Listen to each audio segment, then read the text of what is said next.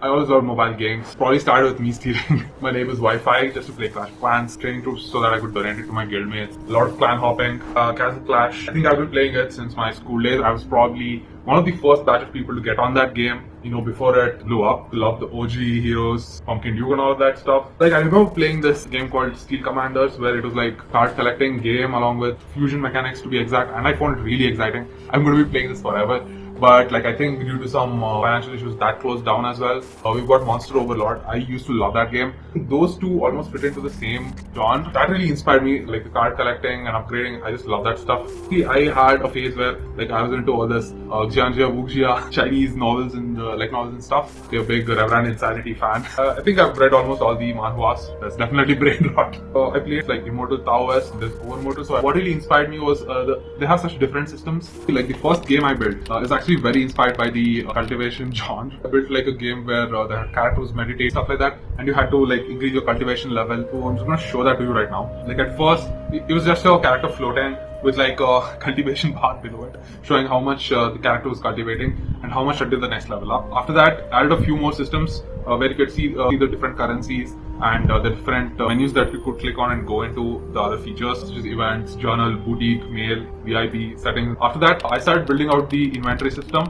I'd show items in grids. I'd been saving the inventory items as resources in Godot, which I later found out was not a great thing to do.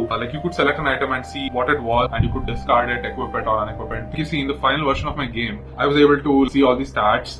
If I went into the inventory, I could see the level of the player, stats of the player, the inventory items, and I could also see the equipped area. So I could pick equipment and equip it, unequip it. So I had those systems built out.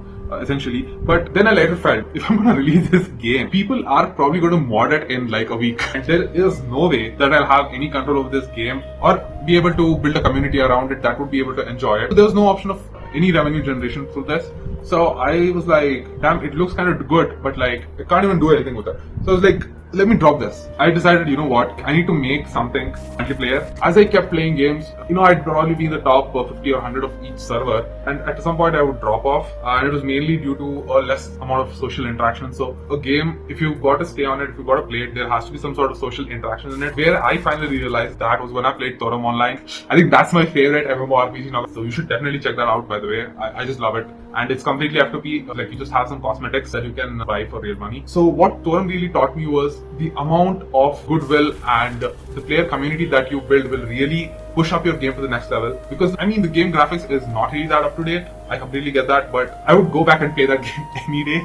I still pester my friends to join me and play Thorum. But I feel games, more than enjoying the content, enjoying the art, playing it for fun, I feel it's the community that makes the game a whole lot bigger, a whole lot welcoming, a whole lot loved. People who are in the working to come back home and just want to spend time and want to feel connected to other people, and it's probably their friends on the game, guildmates. I just love that fact that they have something to come look forward to at the end of their workday. Well, I want to build a game like that. I felt like almost I'm missing out on something by just playing games. Let me try to build some games. Obviously, I played a lot more games. I played Tech Heroes is definitely a game that I used to love. The art, the battle sequences, the animations were so on point. Just love that. Adventure Town was a favorite when I was in school and playing that stuff. I had a friend who used to compete with me on that. There's a game called Eradicate Arena, which was again really good. It was really fun to play with your friends, PvP and stuff. And then my friend started grinding, and he obviously surpassed me. I was like, hell nah. He did the same when I surpassed him in Thorum Online.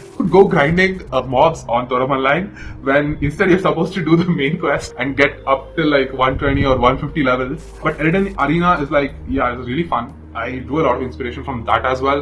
I've obviously played Genshin Impact. I just felt like the single player is really good, obviously, but the co-op really let me down. Coming to this other game called God's Rush. I don't know how many of you have played it on mobile.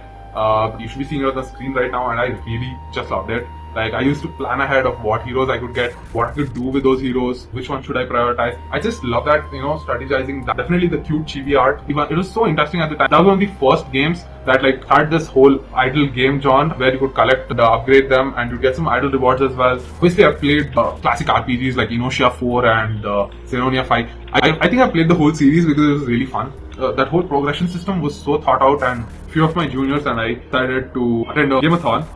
We made this side-scrolling game in Godot. It began as a normal side-scroller. Here is the final game. This is like a 17-minute playthrough, but we did like improve the animation and stuff.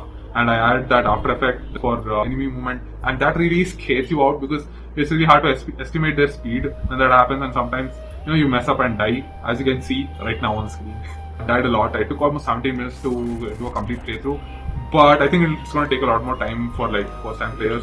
This is fun, but like obviously it needed a lot more polish, and I also checked out how platformer games were doing in regards to revenue, and it was not that great, so I just left it at that. I didn't want to pursue this side scroller anymore. As I built these projects, as I built more systems, I think I understood how things work, how I was supposed to structure all these systems, how they were supposed to interact with each other. So I really learned a lot of things by developing these first few games, and that also helped me consolidate my ideas of what I wanted my first commercial project that I wanted to actually release to be. Like what features would be good in it, what features are probably not worth in it, how I should limit the scope of my project, all these things. Yeah, I learned a lot of these things from my previous projects, planning out, building out systems quickly, working in sprints. So this like online browser RPG called Mr. Legacy is also available on mobile. You could craft things and sort of build out your house. I was playing Chinese cultivation type games, not just cultivation, a bit more like MMORPG cultivation type, like Novoland. Those graphics were mind blowing for the time. Novoland had cute hidden quests that you would go figure it out and do. That was like really fun. They really implemented hidden quests really well, while a lot of games like don't even bother to implement hidden quests. RPG,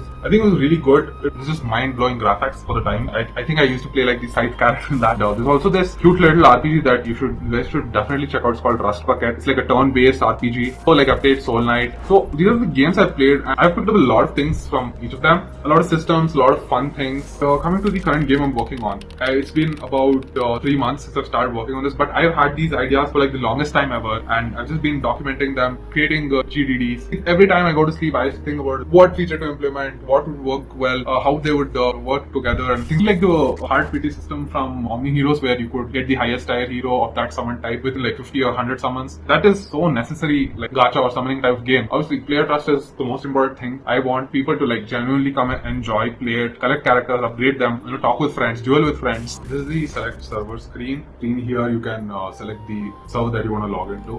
Here you come into the main mission screen. Over here you can see your profile picture as well as frame. You can change this to anything you want, and you also have the option to like change your chat bubble over. You can also change your name to something else. Coming down to the chat system, here you can see the mini chat UI. Here the messages that will be coming to you will be appearing inside this. You can click on the chat icon, which will open up the chat window. In the server channel, you can chat with all the people who are in your server. That here there's a small cooldown of like 10 seconds so that the server does not get overloaded with messages. You can also chat in the other channels like local as well as in the guild channel if you have joined into a guild. And as you can see, all those messages appear here. And coming over to the guild system, here the members tab will show you all the members over here that have joined. You can also sort by the role contribution or level.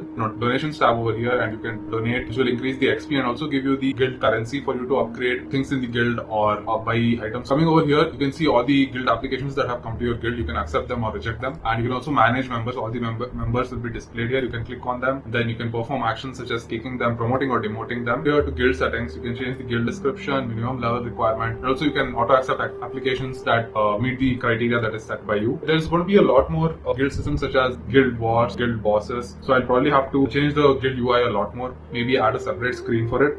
Friend system where you can see friends and requests that other people have sent you, as well as blocked people. Also you can search and add a friend if you know their character name. I still have to build out the online friend recommender, which will help you to just quickly search up online people and quickly add them as friends. Then we come over here to the inventory where we have 3 categories currently. We have runes, equipment and materials. Runes and equipments help boost your characters or deities power and give them more battle abilities. As you can see, it contributes some main stat and some sub stats which you can reroll. This actually gives you a lot of customizability and you can create insane builds with these. So I feel that the amount of customizability, the amount of builds that you can make, mess around, build out very strong crit teams or dodge team, a higher rarity of rune, more number of sub stats here, so you can reroll and optimize whichever stat you want so that you get the best boost for your characters or deity. Into equipment, you can reroll stats and get the best amount of return for your characters. And you can also level up these runes and equipments. You can level it up to level 100, which is going to give you insane amount of stats. And I'm going to show you later the stat breakdown in the deities in the deity details scene. You can also filter by the set over here. So if you equip like 2 or 4 of a set, You get some set effects that boost your character's abilities or stats. You can also sort by power, etc. or level. So there's also option to increase the size of your inventory. And all these locked frames and avatars, you'll be able to unlock them through achievements. Coming over to summon, see we have 3 types of summon right now. You can summon deities, runes, or equipment. So I really want your feedback on the summon animation as well as the cards emerging animation. So any of your feedback would be great for me. I can take that up and improve on that. Once you summon them, you can also click on something that you want to see. So this is the normal summon that we did just now. There's also the advanced summon. So this gives us a better rarity card. We got an SSR, and there's also featured and friendship. So when you add friends, you can trade hearts, and using those hearts you can summon. And probably there's going to be a daily limit of hearts, something like 1000 hearts per day that you can send and receive. So you can actually do a good amount of summons. So in the featured, the rates are very good actually. UR is actually 5%. That is a lot. So these are all the items that you will get in game, which you can use to summon. But if you're out of those items, you'll have to use the gems. For 10x summon, you get like a 10% discount. Again, you can get like runes here by summoning. You know, if you go to featured, you will get like a better rarity of runes. We just go pull, oh my god, put 2 SSRs in one pull. And equipment also you can summon. And here again, the UR rate is at about 2%. Coming over to deities, so Hero's tab is all your owned deities. All of the deities that you own come inside here. And the archives is all of the deities that exist in the game based on the hero rarity, like uncommon 1 star. And as you go down, common has like 0 stars, ultra rare has like 5 stars. So this star also can be increased by getting duplicates of the hero and then ascending the hero. For example, here we have a rare card which has 4 stars because its ascend is 7 star actually. It has been ascended 7 times. As you go on ascending it, it will need more number of dupes. Character details scene. This is going to show you the comprehensive stats. The base stats come from the level, and there are about 30 stats here that the gameplay will be based on. This is from the advance. Advance is also a system where every 20 levels or something you have to advance once to unlock the next 20 levels. So these are the stats contributed by advance, and these are the stats that come from the ascent. We have done it 7 times, and each time it gives 1% for all these important stats like crit rate and crit damage. I'll probably increase this a little more so that you get a substantial amount from the Ascension itself. For runes, we have some basic stats here because of the runes equipped are at like level 1. The equipment stats, I have equipped some level 100 equipment, so it has substantially increased, and this is the total amount of stat, and this is the cap for that stat. Once you reach a cap, you will probably want to invest in another stat. That's going to make it a little more balanced and not give you the whole freedom to make insane builds either. Again, it's very customizable. You can build your deities or cards however you want, and that's going to bring in so much replayability and fun into the gameplay, into the battles. Yeah, we just got a set bonus for Blade. For a 2-piece of this set, we get plus 15% crit damage. If I put another one, I will get the 4-piece set effect as well, which is counter attack for 30% of damage received. That is going to be mental in a gameplay. It's not just equipping the highest rarity of runes, you also have to equip the best, right? You can match the rune, you can also match the equipment.